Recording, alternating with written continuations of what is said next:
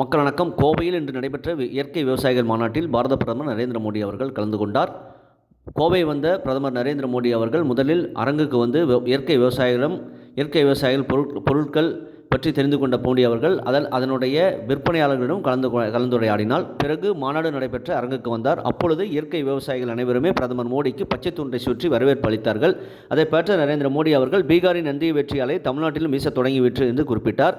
கண்டிப்பாக இதில் ஒரு அரசியல் இருக்கிறது. ஏனென்றால் 2026 தேர்தலில் தமிழ்நாட்டில் தேர்தல் நடக்கப் போகிறது. அதை மனதில் வைத்துதான் பிரதமர் மோடி அவர்கள் இவ்வாறு குறிப்பிட்டார்.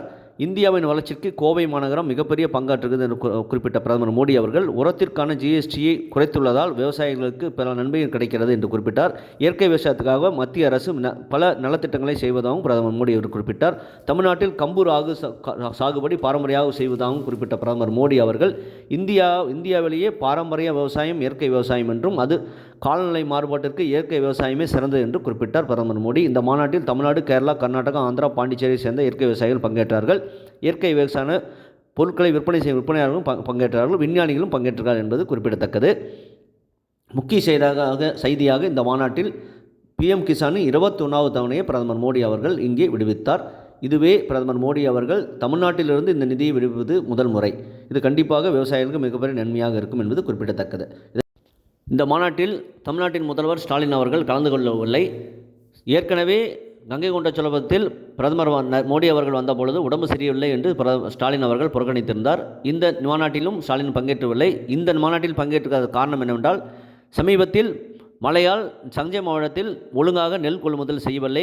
மூட்டைக்கு 40 ரூபாய் தமிழ்நாடு அரசாங்க அதிகாரிகள் கமிஷன் கேட்டு விவசாயிகளை பால்படுத்தியிருந்தார்கள். நிறைய நெல் மூட்டைகள் நிலைந்து நெற்பயிர்கள் முளைக்க ஆரம்பித்திருந்தன. மத்திய குழுவும் அதை பார்வையிட்டு சென்றிருக்கிறது. இது அனைத்தும் பிரதமர் மோடி அவர்களுக்கு நன்றாக தெரியும்.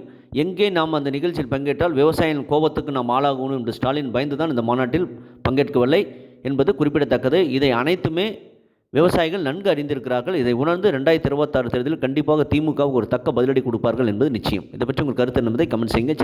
சேனலை ப்ளீஸ் சப்ஸ்கிரைப் அண்ட் ஷேர் செய்யுங்கள். நன்றி, வணக்கம், ஜெய்ஹிந்த். 21வது தவணை இப்ப எனக்கு இதுலேருந்து பாத்தீங்கன்னா 42,000 ரூபாய் கிடைச்சிருக்கு. அப்ப இது எனக்கு பாத்தீங்கன்னா என்னுடைய பொருளாதாரத்தை மேம்படுத்தக்கூடிய சூழ்நிலையை உருவாக்கி